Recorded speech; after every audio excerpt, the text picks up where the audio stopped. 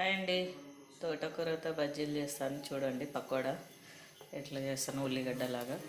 నచ్చితే మీరు చేసుకొని చూపిస్తాను. పిండి జల్లించి పెట్టుకున్న దాంట్లో కొంచెం ఉల్లిపాయలు, పచ్చిమిరపకాయ, వాము, కొంచెం ధనియాలు క్రష్ చేస్తా, కొద్దిగా కారము, తోటకూర నీట్గా కడిగి పెట్టుకున్నా అండి. ఇలా కలుపుకోవాలి. మరి పలసగా కలుపుకుంటే మెత్తగా అవుతాయి. పకోడా అన్నాను కదా, కొంచెం గట్టిగానే కలుపుకోవాలి. తోటకూర కదా, కొద్దిగా వాటర్ వేసిన. వంట సోడా ఏం వేయలేదండి దీంట్లో.